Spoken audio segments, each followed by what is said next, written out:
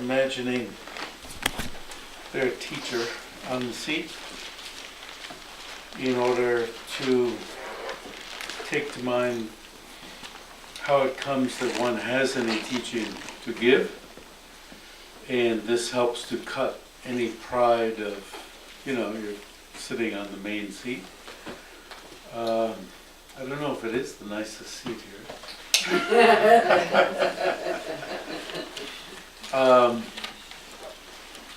The high seat. And then also when the Dalai Lama goes, he climbs up some steps to, after he does that, he climbs up some steps to sit down and he recites to himself. You can see his mouth move. Kamaraprit milantan kumasivan chubortan milan loktan jin dapur tuje trinam dedar da. View all compounded things compounded, made from causes and conditions, as like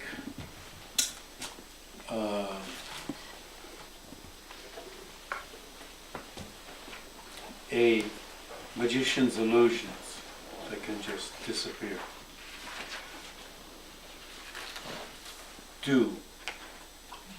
The sun comes, it disappears.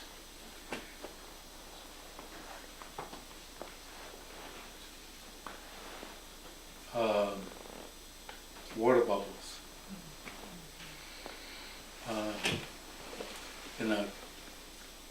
The verse isn't well enough in my mind so that I can just go word by word. But anyway, like dreams, like flashes of lightning, like the twinkling of stars. Just so you see things that are very momentary. Again, to cut pride. That you're sitting on the high seat, you're the grand Lama giving teachings, but that's all going to end like that, right? So then I just did this, and then the other thing he does is, and if you watch, he goes like this. Nobody hears it. He goes like so, and you see how quickly that sound disappears. That's how quickly you're going to be getting down from that seat. And they're going to whisk me off to the airport. So, don't get excited by the fact that people are looking up to you, so to speak, right? It's really important that in centers and so forth, all of us know these techniques, because if you're ever teaching, leading, whatever, you can get carried away with it very easily, very easily. All you're doing is repeating some stuff that other people have said, and yet you start thinking, well, this is, because people are looking at you as if this is not a dependent arising. This is inherent in Jeffrey Hopkins, and maybe they look that way, or maybe they don't, or you start thinking about it yourself as if, well, I was always like this. And then all sorts of trouble starts. All sorts of trouble. You start getting arrogant, thinking that whatever you think is correct, right? No matter how nonsensical it is. And you start buying a whole lot of cars, insisting that people pay you all sorts of attention. So why didn't you bring me my coffee? Somehow it's okay when you get angry, right? And you call it spiritual anger, right? And then you have spiritual lust, and you gather around you, all sorts of acolytes who also gather around and in your bed, right? Right? And somehow that's okay because it's spiritual lust. And because you have meditated and so forth, you do have some you have had some profound experience. And so you sort of feel, well, that makes all of this okay. And one thing I've learned is that you can have some profound experience and still be, outside of that, a jerk. Really, a jerk.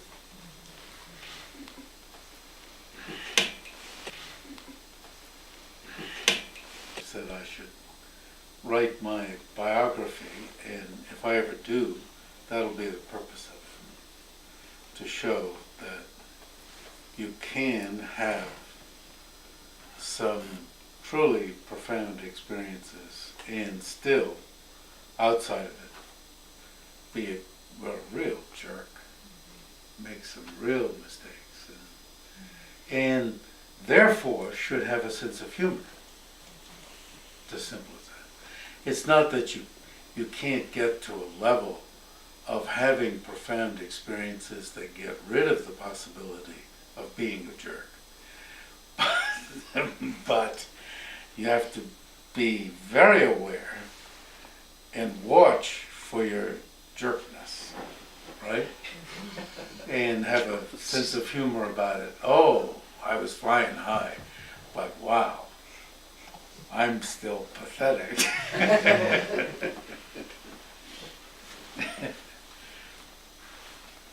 And, just laugh about it. And, not worry too terribly about it. Have a good laugh about it. And quit pretending.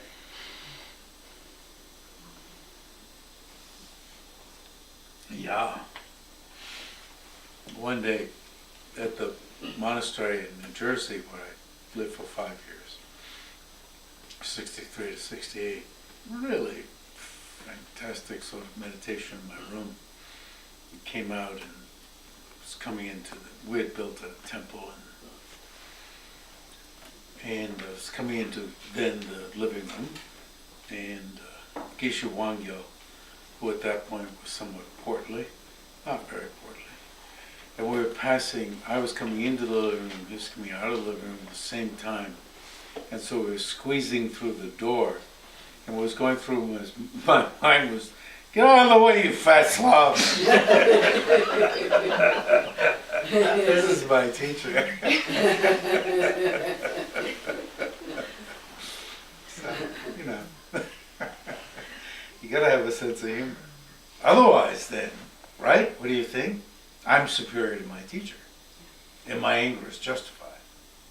And I would stomp out and go create my own sect, of Hopkinites. Or Hopkinsites. Not so good. Hopites? Hopkites? No.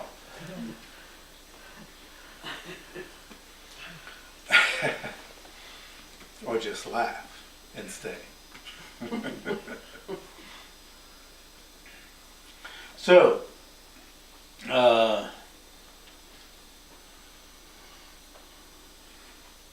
as you all know, perhaps you know better than me now, this place is called Gindan Truba.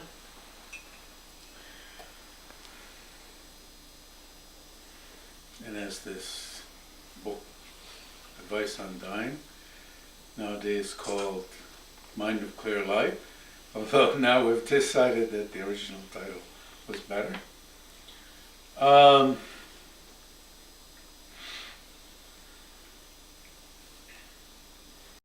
Around 1445, a student of Tsongkhapa died, was born in 1357, died in 1419. So this is after Tsongkhapa's death, a student of his by the name of Gindan Trup, we often call him, built a large monastery called Trashilumbo, west of Lhasa, in Shikadze. Huge monastery. I don't know, when we think of, and notice this, when we think of Trashilumbo, it's huge. Notice what I did with my hand. So this is part of your car, this property. What am I doing with my hand? There's something that stretches from this end way over to the cabin, right?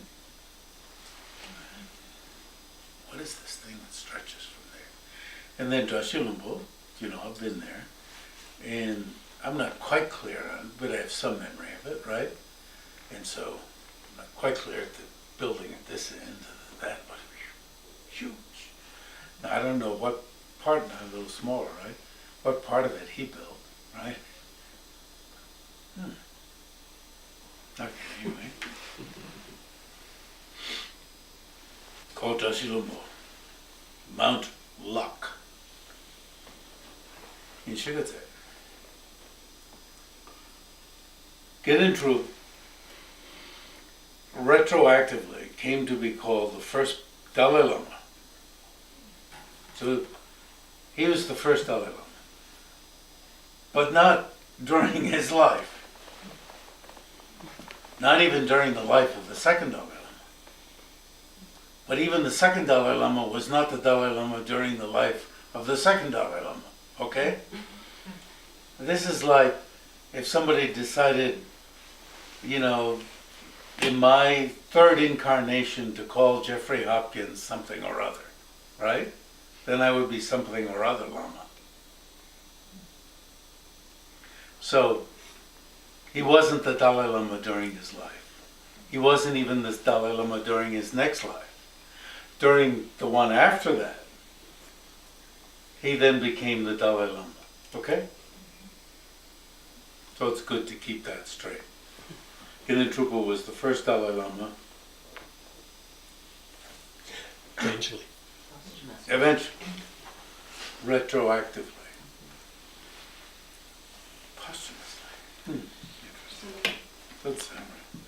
Came to be called the first Dalai Lama when the third incarnation in his line, Sonam Gyatso, 1543 to 1588, received the name Dale, a Mongolian translation of Gyatso. So the current Dalai Lama is Tenzin Gyatso. Gyatso in Tibetan is a translation of Dale, the Mongolian. Dale means ocean. And actually, Sonam Gyatso. Okay, ocean. From his Mongolian patron and follower, Altan Khan. You see. Mongolian influence all the way there. Now, Ginten Trungpa got to be called Panchen. Now, he's not the first Panchen Lama, okay? Just get that straight. He got to be called Panchen. Now, what does Panchen means? Chen means big. Ben is for Pandita. Pandita means scholar. How does Ben come to mean scholar? Because in Pandita, Ben comes from punch, the P-A-N part of it. It means 5. It means somebody who has skill with the 5 branches of knowledge.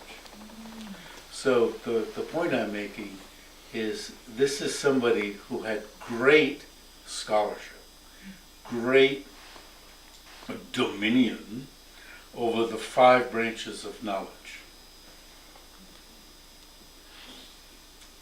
Thus, he was named Panchen.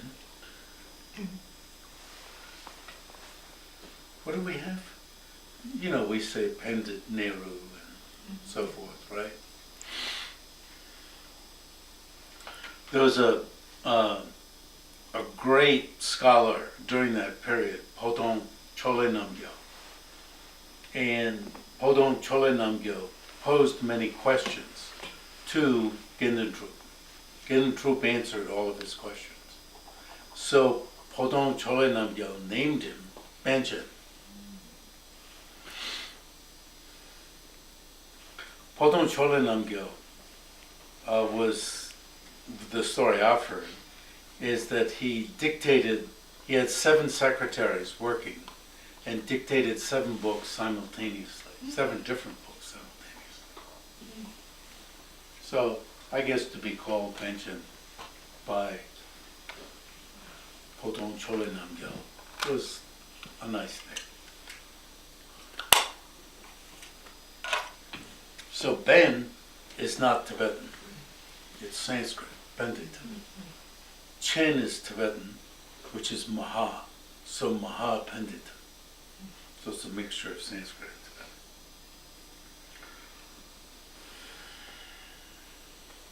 Which I just read. So he built Dashilumbo.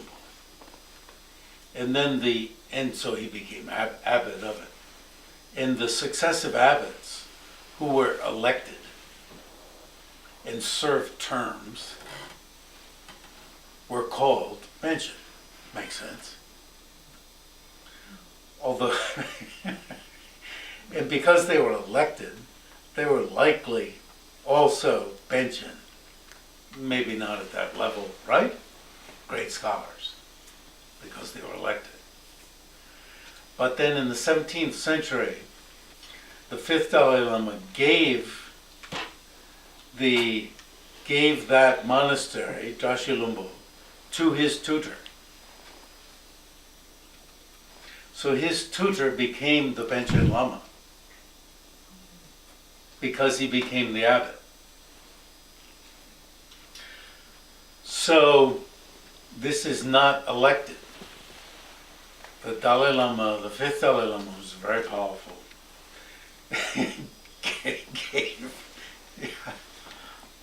You wonder what kind of disturbance this created, or not. I don't know, maybe they were happy. I can't make it up that way. Gave the monastery to who was a great scholar. He was no doubt about it. I've read some of his works. And he became he got to be called then Benchen. And then the fifth Dalai Lama decided that the reincarnation of his teacher would become the successive abbots. And that's how you get his teacher being the first Benchen Lama and the successive Benchen Lamas coming out of there. You can't remember all that, but it's all right here. Okay, pages 21 and 22.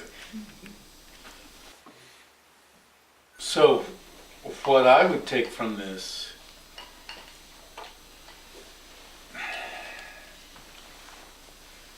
there is some significance that his third incarnation, recognized incarnation, you can either call it the third or the second, but the third in that line, got to be called the Dalai Lama.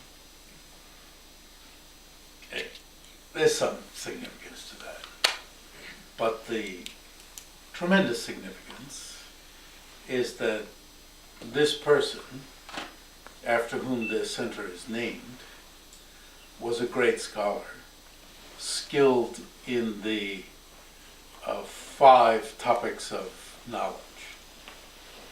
So what are the 5 topics of knowledge?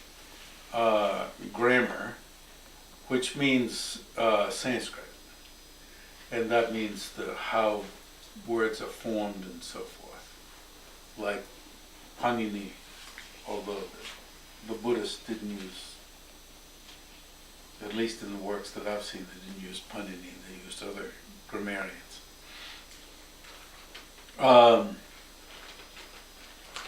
Logic, and I believe the next 2 are healing and artistry, and then internal fields of knowledge, which means Buddhist fields. It's interesting that logic is not included in the Buddhist fields. And then there are 5 minor fields, and a Maha Pandita, great scholar, also has dominion over the minor 5. And fortunately for you, because I think I'd put you to sleep if I knew, I'm making an excuse for my not knowing the minor 5, which must be poetry and so forth.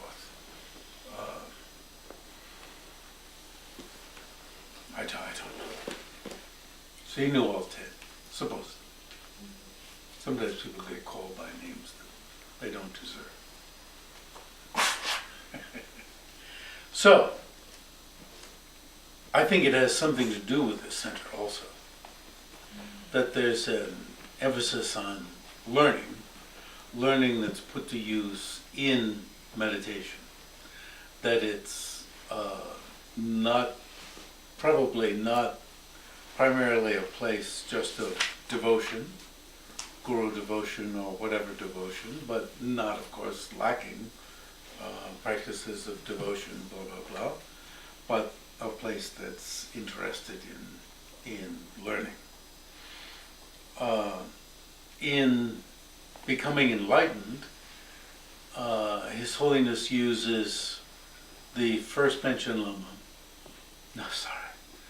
he uses Gendadru as an example of a great scholar practitioner who took on great projects. Who didn't just decide, well, everything's impermanent, I could die at any time, and therefore I'll just stay in meditation. He built Dashilumbo Monastery. He was intimately involved in the details of the construction. Not only that, he sent people out. He said, you go out and approach, sun oil for a donation, and you go out and approach, whatever, the lumber, the people who are cutting down the trees, and for a donation.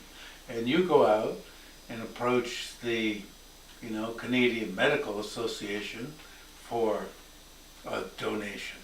He assigned, he knew who to go to get donations. Wouldn't that be cool? Yeah.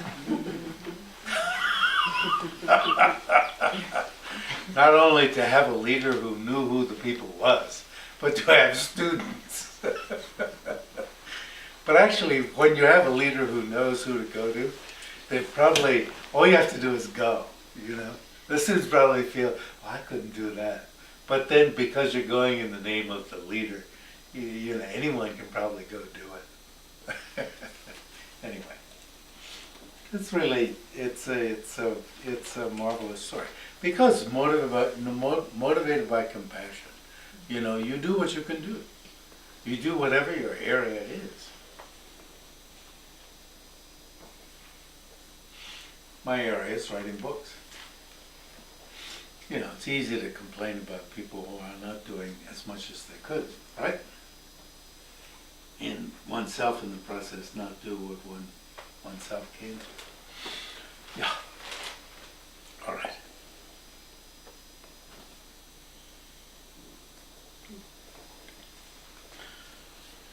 So, do things exist the way they appear? What are the signs that they don't exist the way they appear? One of the signs is because of being a dependent arising. Does the fact that something is a dependent arising have impact against the way something appears? Does the fact that it depends upon causes and conditions have impact against the way, wash my hand, the way something appears, right? This land that stretches from, I don't know where it stretches from. This is 86 acres. I kind of felt, well, it's got to be somewhere over there, right? To somewhere over there. Can't be anywhere else.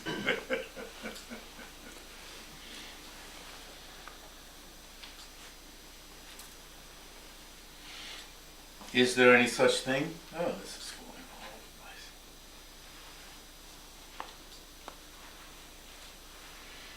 the place. Also, your own body.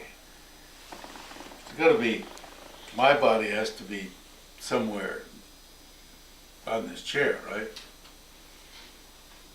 You can check over there. But with these 4 limbs and a trunk, or 5 limbs and a trunk, it's got to be somewhere within this.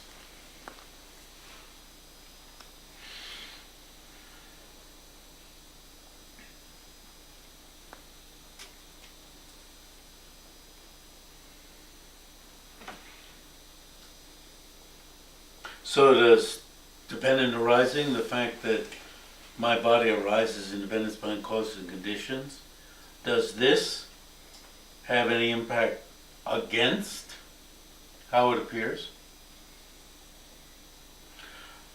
The fact that it arises in dependence upon these parts, it exists in dependence upon its parts, maybe that has impact for you, maybe it doesn't.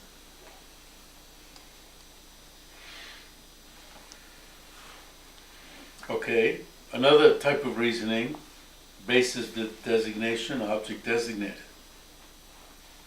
This very nice rug that I want to take home with me, if I say it enough times, they'll be thinking, geez, it's really attached to it. You see, I've chosen the rug because it's obvious they're not going to give it to me. Nagarjuna lists, I don't know how many, I think it's something like, it's even 51, 55. In his Precious Garland, he has, it's a 51 or 55 problematic, or whatever. One of them is kasa. Kasa is praising something in order to get it. Now, I'm being much more gross than that. I'm just saying I want to take it home. And I want to take it home. All right? But this morning, with the tea, I said, oh, I'm copying this down because, you know, I want to buy it. But that was my way of saying, hey, you know, you could give this to me. I was thinking later in my room, I could have copied this down, you know. I was looking at it last night. I stole down at 12 o'clock because I had a hard time sleeping, so I wanted to fill my stomach. And I was looking at it real closely. I couldn't find a, you know, I didn't have something to write on or with. And I was just stuffing myself with bread. Right? You might have wondered where all that. I didn't hear you. Oh, yeah. And I couldn't remember it by the time I got back upstairs. But when I came downstairs, I had the piece of paper and I got a pen, but I didn't have to say, I'm writing this down so I can buy it. That was my cleverness. Casa.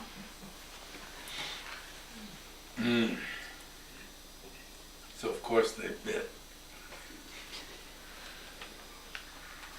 So this is something that a religious person is not supposed to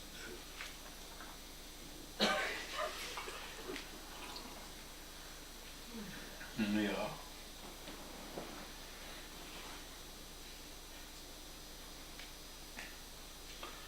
Anyway, so what was I saying? We're talking about the rug. We're talking about arising, existing independence upon? No. The object designated, the base of designation and the object designated. So,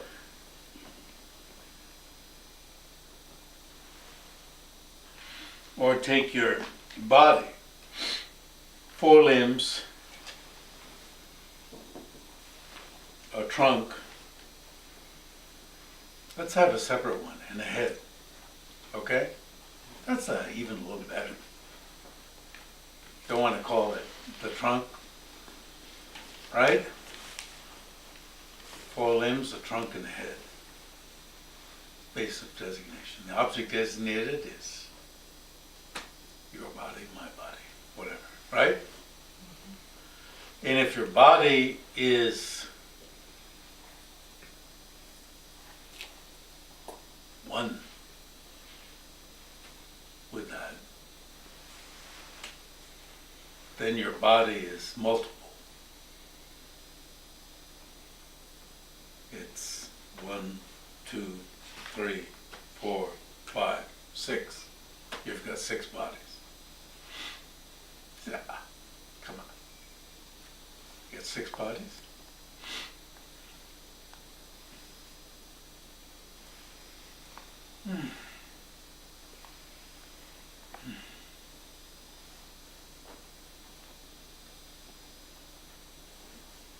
Everybody turns off.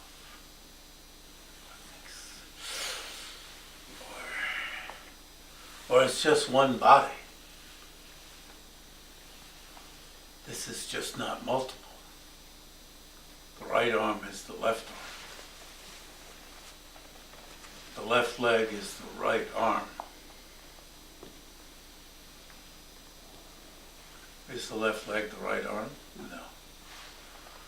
Is the right arm the head? No. These are things kids are concerned with. Some kids. Of course I was. That's why I'm still concerned with this. My mother couldn't shut me up.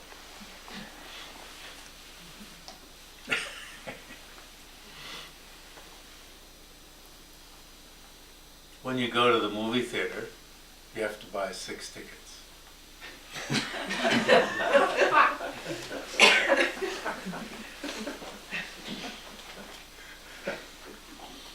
It's a real pain in the airplane. 6 tickets, jeez. Did you get 6 for me for today? It's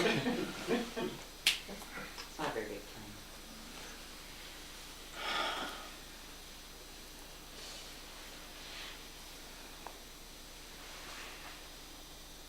So that reasoning goes the same with the parts of the car too? Yeah, Then you'd have 6 cars if you count your yeah, doors and your Yeah. wheels and all that. yeah. It's the left wheel, you know, the car.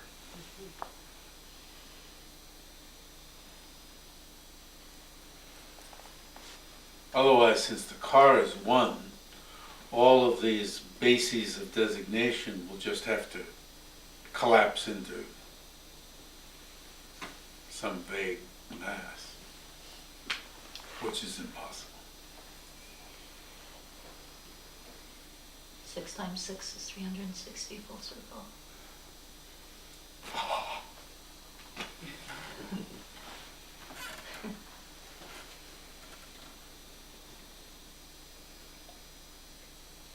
So,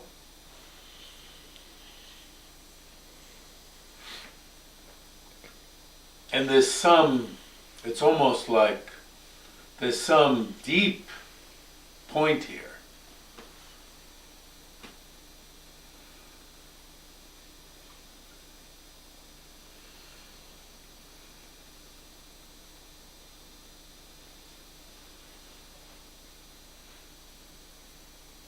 So you can see that somehow this works in with dependent arising, set up in dependence upon the parts. But even my hand, I've got something over here that's set up in dependence upon the parts, right? This thing over here, sort of as if it was separate.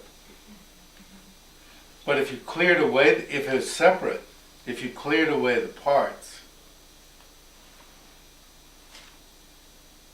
is there any car? If you clear away the, you know, from my imagination, I clear away my 2 legs, clear away my 2 arms. You can do it, right? Clear away my trunk, clear away my head. Oh, don't want to do that. Oh, go ahead. Clear away my head, clear away my neck. The neck wanted to stay. Clear away my neck. You know, all sorts of weird things start happening, right? Where's the body?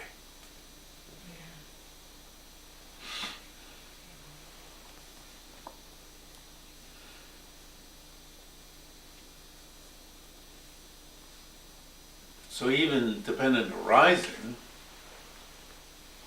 doesn't have some, you know, concrete.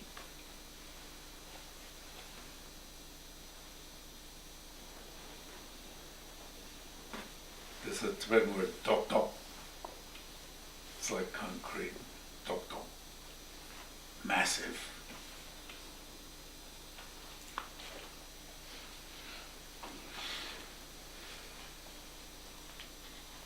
You know, when you start looking at it this way, you start thinking, oh, well, there isn't any body at all.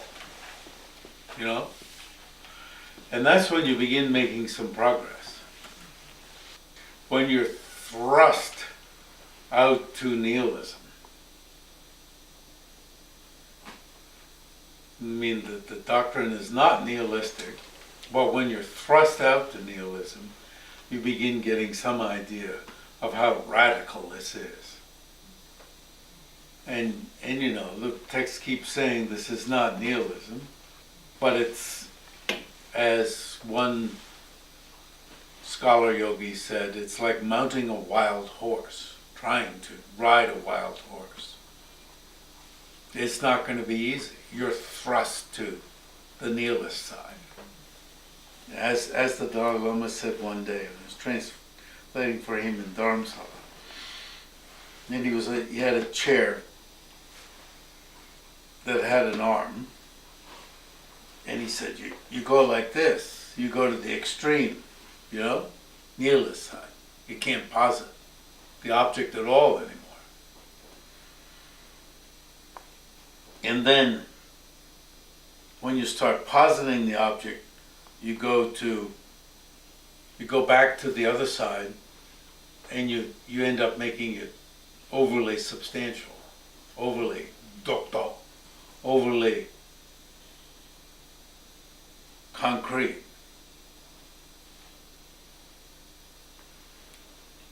And then, you know, and he says it's like this, and you keep going.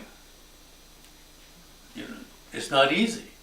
You know, we may want somehow to get the, even if we got the words, it's just a dependent arising set up independence upon blah blah blah. It'll be, and it's going to be hard. The center is not half nihilism, half over substantializing, right? It's not because these two extremes of inherent existence is over on this side today, right? Yes. Simply doesn't exist. So you can't take half of that.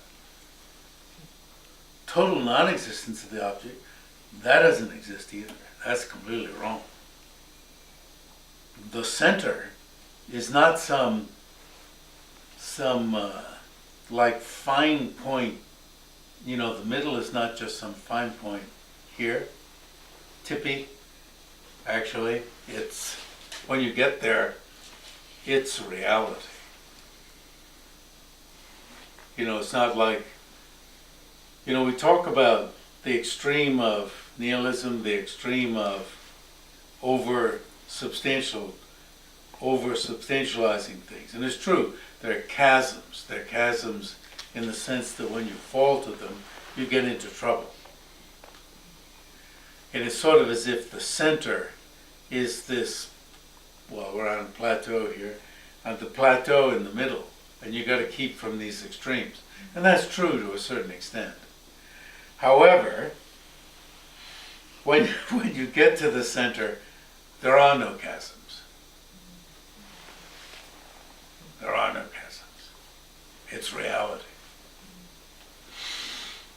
But in the state we're in, it's like this, you know, and hopefully the jumps won't be as far, but sometimes they get farther. And so he cautions that if you get to the point where you can't posit cause and effect anymore, because you can't find objects, and that's what you're seeking to do, not being able under analysis to find the object. You can't find it as one with its basis of designation. You can't find it as separate from the basis of designation. You're not seeking to find it some other way. You're not. You're seeking to appreciate that you can't find it under this kind of analysis. And therefore, such a a place that exists from there to there simply doesn't exist. This kind of, do you follow? This kind of existent thing doesn't exist at all. That doesn't mean nothing exists, right? Or that a place doesn't exist, but this kind doesn't exist at all. And you're trying to appreciate the non-existence of that. Take home and appreciate the non-existence of that. Take the medicine of the non-existence of that. It's like growing up with a prejudice and finding out that the prejudice is unfounded and taking the medicine of the wrongness of that prejudice. Not just intellectually, of the superficial intellectuality of this is wrong, but appreciating it down to its essence, that is entirely wrong. So you have to stick with the non-existence of the aim of those ideas that gave you that prejudice. Are you with me? You have to stick with that. If it's a deep-seated prejudice, you have to stick with it. Otherwise, if you go immediately to something positive, this is apt to whiplash back to you. So you have to appreciate the absence. That's appreciating emptiness. Appreciating the absence of the thing of the mode of existence of the thing that you originally thought existed that way. You're not immediately trying to figure out how it does exist.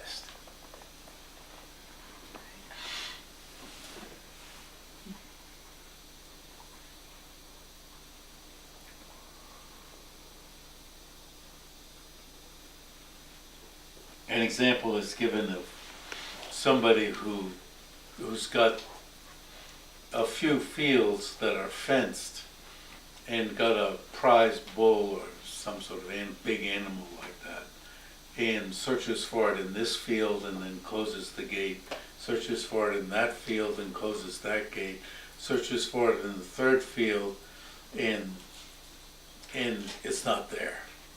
And that person's impressed with the absence of the prize bull. Of course, the prize bull is somewhere else. But just impressed with the absence of the prize bull in those three places. In this case, because you've decided that if it exists in such a concrete way, it must be either exactly the same as the base of designation, or completely different from it. If you find it doesn't exist in these two ways, then that original mode of appearance is wrong, simply wrong. There's not some other way that it could be right. Is quite the same when you're overcoming some kind of prejudice. For instance, it's a common example, but went with I think it's 1975 with a Tibetan doctor to the UVA medical school, and they have quite a jovial time. This is noontime. They have a convocation where the staff meet in huge hall, and the doctor came in with a pail, and he had a heart in the pail. It's this huge heart. And I don't know, he's carrying on, talking about how large the heart was and blah, blah, blah, and so forth. And revealed in time that it was the heart of a cow. It was all ha, ha, ha, ha, and so forth. That sort of set the atmosphere. And then later on, there were some slides of a smoker. And they showed tissue, and the tissue was totally black. And it was really impressive. It's really striking, you could say. And then he said, and this is, this is a human. There's no joke to it. But I was just setting the atmosphere. And, it's cordial. He said, and this is heart tissue. Totally black. And I was like, it really got, you see, way down deep inside of me, even though I didn't smoke. It's how do you get down deep inside?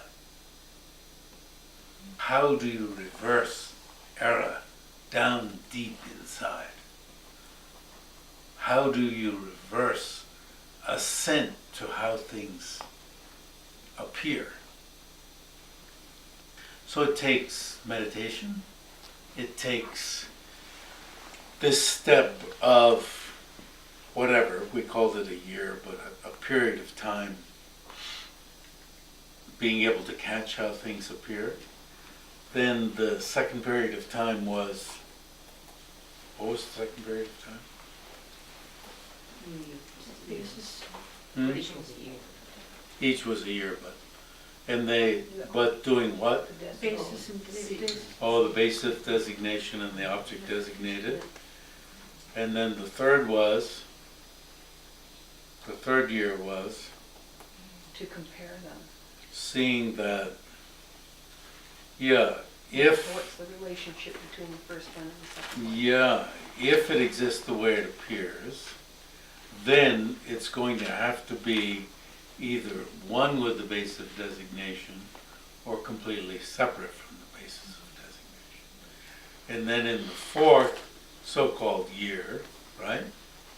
Whether it's a year or whatever, we're going to examine where we are today. If it's completely one with it, right? Then with the body, there's going to be 6 bodies. You really gotta, this obviously can seem to be very superficial, or you can really work with this. Or the body is going to have to collapse, all the limbs and so forth into each other, into an indistinguishable nothing mass.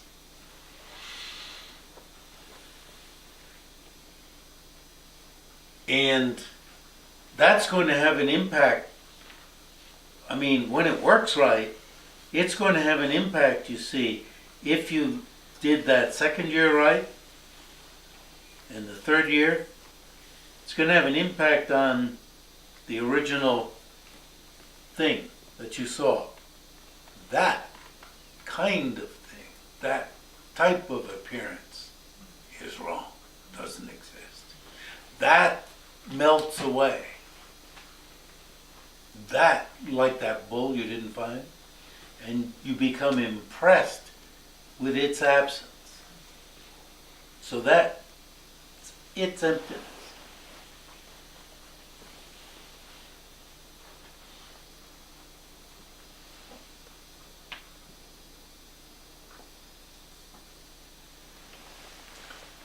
And you want to, as I'm saying, you want to stay with that so that you're impressed with it. Then, to take that medicine,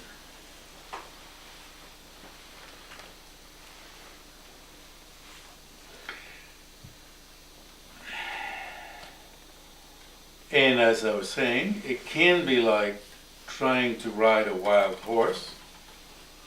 Because it can seem, because this is the type of object you believed in all along, it can seem like there's nothing. There's nothing at all. And however, when you, again, you don't have to leave meditation. When you take objects to mind, you can see that they appear to exist from their own side. But now you know they don't. So, like a magician's illusion, they appear one way, but exist another way. So the magician's illusion example in India, it's said that a magician would take a stone, pebble, or a stick. I don't know if there are a few pebbles or a few sticks. And apparently there's some sort of salve that's put on them. At least one of my teachers said there is. And then recites, the magician recites a mantra, which affects the eye consciousness of everyone who's present. And the mantra, believe it or not, I found in one text. One pronunciation of the Indian, it's Sanskrit, is TV, TV, TV, TV, TV. The other pronunciation will be tiwi, tiwi, tiwi, tiwi. But it's the V of Vajra. It's that same V. So it's not something I'm not stretching it. But that same letter can be pronounced B or W. Tiwi, tiwi, tibi, tibi, or tiwi, tibi, tibi, like Vajra. So it's very amusing. Tibi, tibi, tibi, tibi, tibi, tibi. And then, because it's India, the audience sees, well, I don't know, because it's India. One of the favorite things that is said in text is that, yeah, because it's India, people see a display of horses and elephants. Elephants. Horses would be okay here, right? And another thing that would be worldwide would be a feast. But local to me would be, I guess, brownies and so forth. Last night I read in the tin this vegan brownies. I had a hard time holding myself back. Well, I was vegan for a while. It was a month or two. Shall I be vegan for 5 minutes last night? Open up the tin and take one. I held myself back. Embarrassed. A feast. So actually you see a feast, all of us. And if I'm the magician, I see the feast too. Okay? The TV affects my eye consciousness too. But you, being unwitting, see the feast and think, I'm going to get some of that. Not necessarily brownies, you may not like brownies, but whatever you like in the feast, it's quite a feast. And you know, and also, the other example is a beautiful woman, handsome man, you know, whatever your choice is, right? And probably it appears according to what you like. Wow. So, you know, you're thinking about, well, how can I get close to that person? You know, all sorts of, and for the food or whatever it is, or how can I get that animal back to my barn? You know, you get involved, right? Desire, you know, how can I keep, well, there's so-and-so over there, and he or she's always getting in the way, and how can I push so-and-so out of the way? All sorts of afflictive emotions come up based on the appearance. Whereas the magician sees all this and is not, because the magician knows why things are appearing this way, the magician is not drawn into these afflictive emotions and consequent actions. So the magician doesn't have the desire.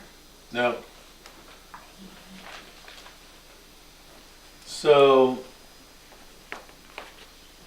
the audience stands for, you know, ordinary beings. The magician stands for foe destroyers who have overcome the foe of the ignorance that apprehends things to exist the way they appear.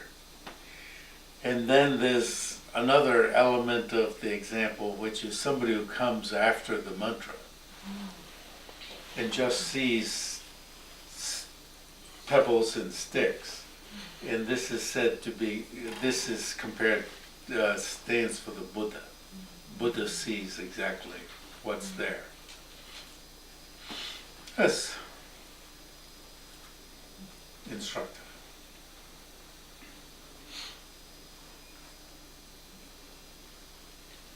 So, in this situation, with somebody who has gained, we're not talking about having overcome the ignorance that ascends to inherent existence, blah, blah, blah. But you've gained some ground to, with respect to not finding objects under analysis, and then you're then taking objects to mind and seeing, oh, they're appearing. Oh, there's the rug again that I was wanting to take home. And oh yes, it appears to be established from its own side. Appears to be covering its basis of designation. It's a neat term. Covering its basis of designation. Whereas it doesn't exist that way. So I will resist assenting to that appearance. So it's seeing this as like a magician's illusion. Now, like a magician's illusion in that this, appears to be a brownie, but isn't a brownie. That's the illusion. Like an illusion in that this appears to be an inherently existent rug, but isn't an inherently existent rug, but it is a rug. That's how it's different from an illusion. It's not that it isn't a rug, that it can't function as a rug. It can function as a rug. So the point is not that these things cannot perform their respective functions. They can. Unlike this, which can't perform the functions of a brownie.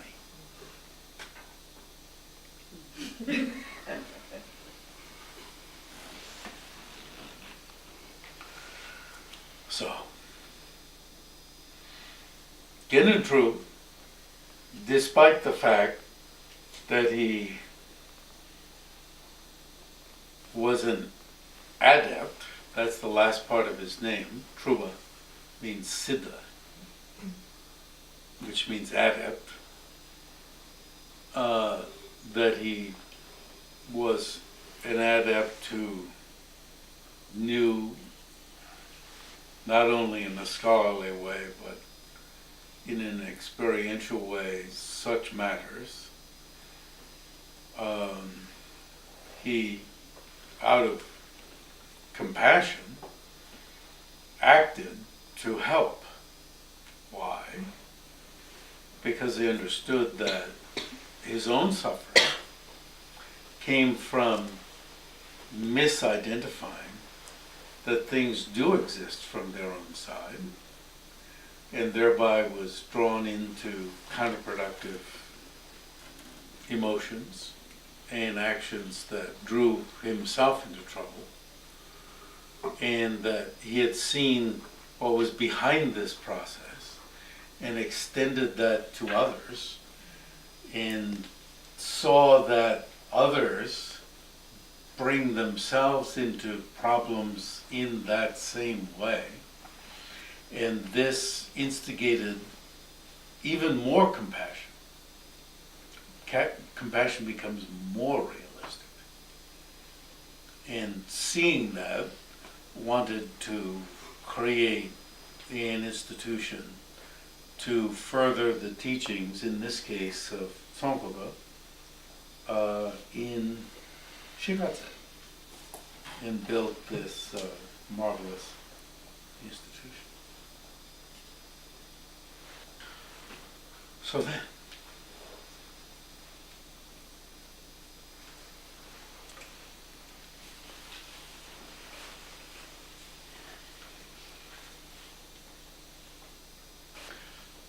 I'm not sure that that answered your question, It does. but it goes a little way. Okay. Good, thank you. Change it. I'll just change it now. So we have 10 minutes.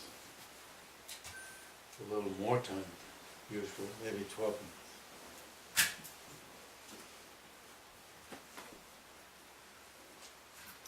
To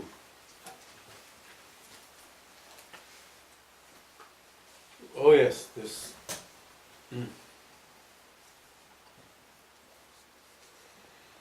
just do we have 12 minutes left to sell books?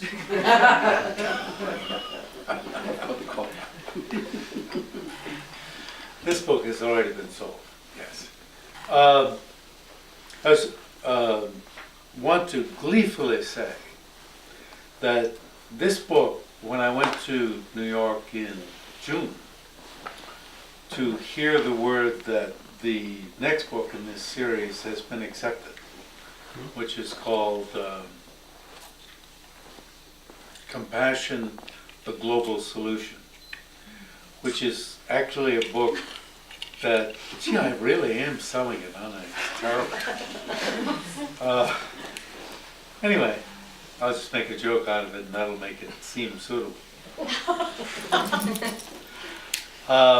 It's a book that if you ever wanted to give any of these books to anyone that is not so Buddhism laden, but carries all of the impact about compassion and about hatred and afflictive emotions, that it brings up about dependent arising, yes, that word appears a few times, but it doesn't have the 10 bodhisattva grounds, and it's not laden with Buddhist vocabulary.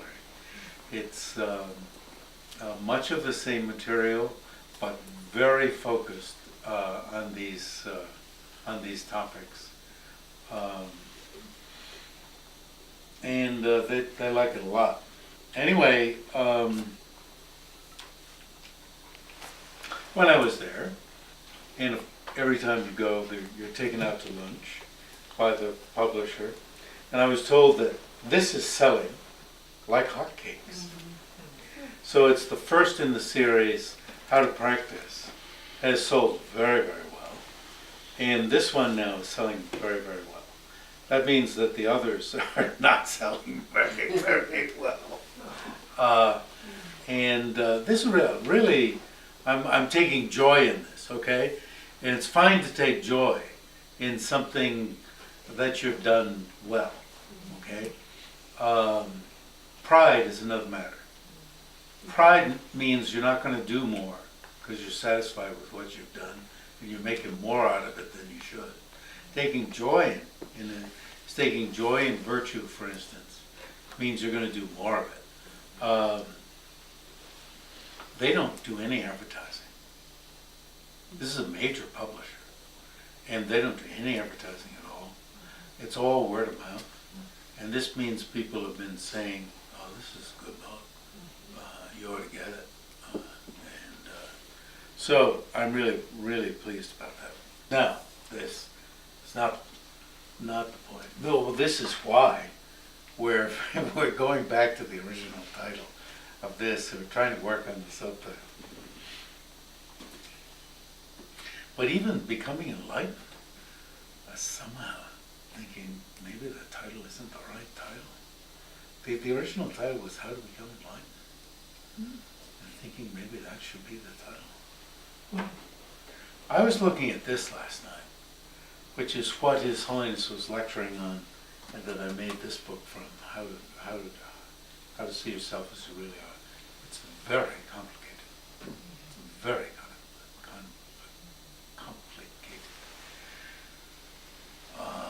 If you do read it, you probably ought to begin from the second chapter, but it's very complicated.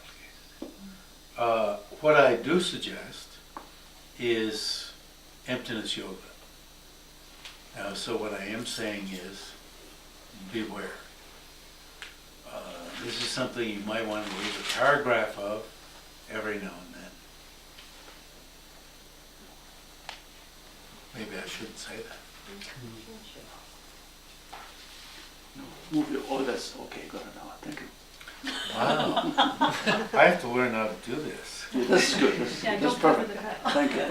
Well, your thumb is in the way. Yeah. I have to learn how Thank to you. do this. But I shouldn't be doing this with the one I'm saying, beware. The publisher will say, you know, hey. Then, yeah. And this one, it's only, you know, I was touting this book, but it, you know, it's only the first 43 pages that lay out this meditation on the sutra meditation on emptiness that gives you some more detail on certain aspects of this one. But it's emptiness yoga that takes you by the hand and takes you through the detail. This is called tantric techniques. It's really about deity yoga, how to do deity yoga beginning with emptiness yoga. And there's a lot from Carl Jung and so forth that you may find interesting. But on our topic, the book really is emptiness yoga. At the same time, I was finishing my PhD thesis, which is meditation on emptiness. Meditation on emptiness, which is written in a very not so much take you by the hands style, but many people have used it as a resource. You know, if you want to look up about the Four Noble Truths, if you want to look up about the 51 mental factors, you want to look up about this or that, if you want to look up about the debate between Buddhapala, Bhaviveka, and Chandrakirti. And there are some people really around the world and so forth who have read it cover to cover. And it was in the communist times in Russia, it was translated underground. But it's not take you by the hand. And you see, at the same time, as I said, I was teaching two students, one of whom was Natalie Hauptman, who was thinking of coming for this, who were graduate students at the University of Wisconsin. As I was finishing meditation on emptiness, I was teaching them orally this other material.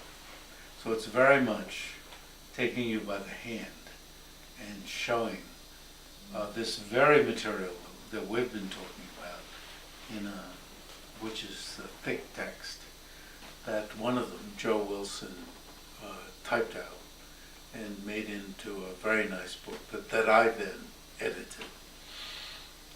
And so, if you're interested in pursuing this, I, number one, suggest that book. And I could say, if you want me to come back, then 3 or 4 of you have to thoroughly get up to the section on the sevenfold reasoning, get from the beginning up through that section, and then contact me. I'll make no promise as I did last time. I'm behind in my promises to go here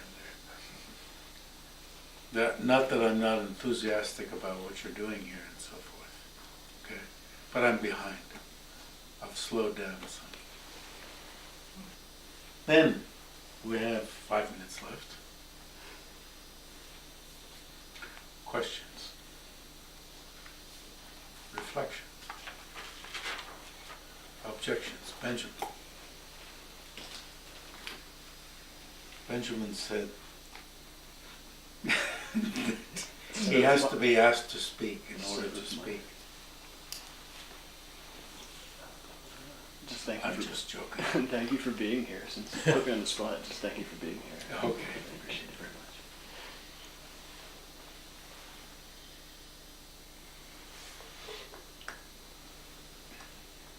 It caught me rifling through the kitchen lamp, grabbing food. I couldn't sleep, so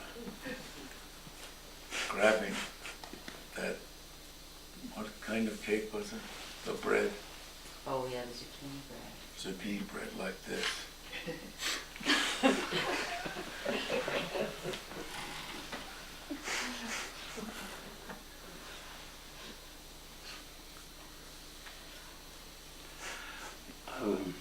Yes. I know you are intimately acquainted with His Holiness the Dalai Lama. Do you get a sense that he has achieved fully realized the nature of reality, that he has achieved insight, of which impermanence and, of course, enlightenment components? Is he there where he wants to be? He says he has inklings, Inklings. and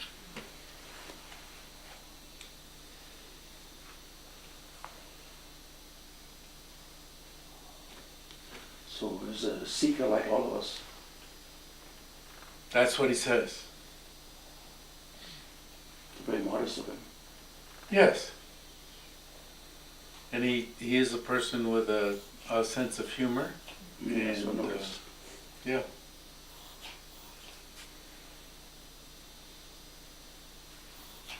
And there are nice stories he tells. He'll say that up until a certain point he didn't have much of a sense of compassion, and at a certain point when he was doing such and such or this or that, or up until a certain point he didn't understand much about emptiness, and then he had a certain breakthrough, and as he tells the story in this text, right, of it was such that it was like lightning coursing in his chest. Not lightning hitting his chest, but coursing in his chest. And that he felt pain even for several days. And he told me that subsequently he met with various teachers and so forth to try to figure out what this was.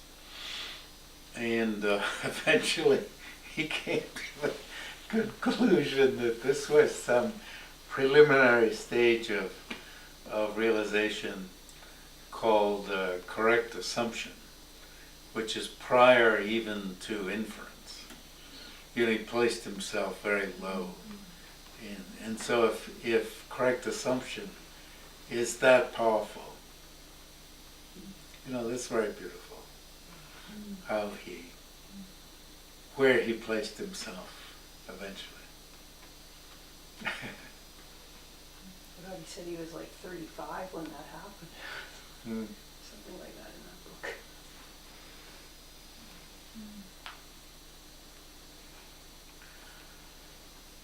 Okay. I'd like to say on behalf of Ken and Rupert, thank you very much, Dr. Robbins, for coming. And we'll work really hard on making sure that we are ready for the next visit. Thank you for all your work. Thank the Catherine. hosts in the house. Catherine wanted to have. Now, what is it had a called, little 7-point assignment of a book. meditations? Oh yeah. Well, not just my book. If anybody didn't get a book signed. Oh, yeah, yesterday, sure. we might have a second Sure. 7-point meditation.